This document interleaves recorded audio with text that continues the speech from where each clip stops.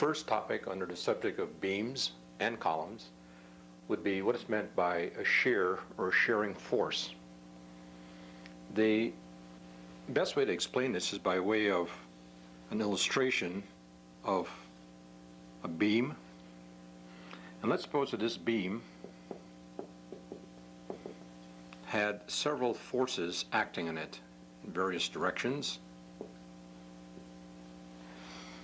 And as I move from left to right across this beam, if I draw a line at any point and say from this line back to the left, what is the net force I have acting in a vertical direction? Well, this net force will change as I move this section towards the right. If I drew it over here, I get a different answer from if I drew it over here or any other place. The definition of a shearing force then is that shear, usually the word force is left out, shear, these all vertical forces acting on an object up to that section. If I went all the way across the beam, I'd end up with all the forces acting on the beam. So you can see that shear is a progressive thing. It moves as you move along. Wherever you draw the line, anything to the left is what you're looking at. So the most typical applications that we'll find is in shear is it's the sum of all forces between the section and one of the ends, usually the left end. So it doesn't matter about the sign, whether it's all up or all down at this point. We'll take care of the sign a little bit later. However, just to go over the convention, we say that a shear is positive when there's a net upward force. When the net of all the forces to the left of this section happens to be positive, we say, or happen to be up, we say it's positive shear. And of course, it's negative when the sum of the forces to the left of that section happen to be down.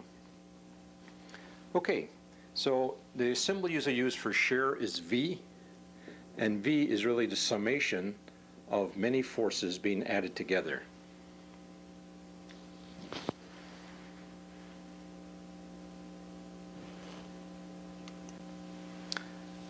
A little more on the sign convention for shear.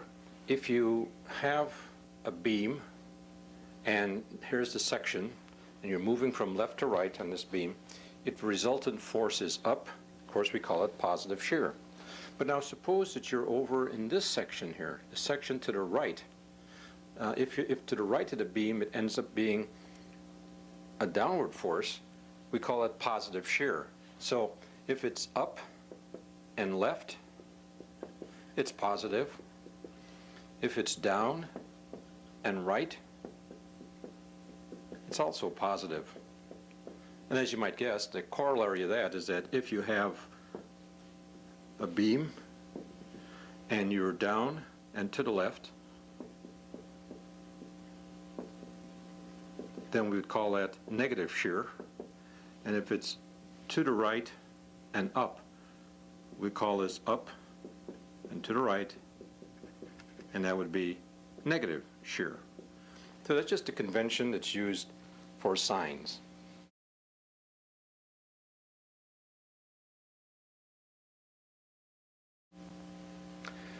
The concept of bending moments is very similar to that of shear. And in this case, instead of looking at forces, if we have, again, our beam, and we're moving along from left to right, instead of summing forces, let's imagine we were summing the moments. And if we sum the moments as we go from left to right, at any point we draw a line and we say that the bending moment, or sometimes the word bending is left out, the bending moment is equal to whatever I have to the left of this section. And I keep moving progressively, so of course the summation of the moments keeps changing. So it's much like we had for the shear forces, except now it's gone one step further. We're talking about moments. Now when you talk about moments, remember to include in moments such things as couples. You're going to have forces times moment arm, which is usual, very common, but also you're going to find you have couples to contend with, and so we have to sum all these moments and all these couples as we move from left to right. And that's the way we're going to handle the algebraic sum of moments and couples located between the section and one of the ends, usually the left end.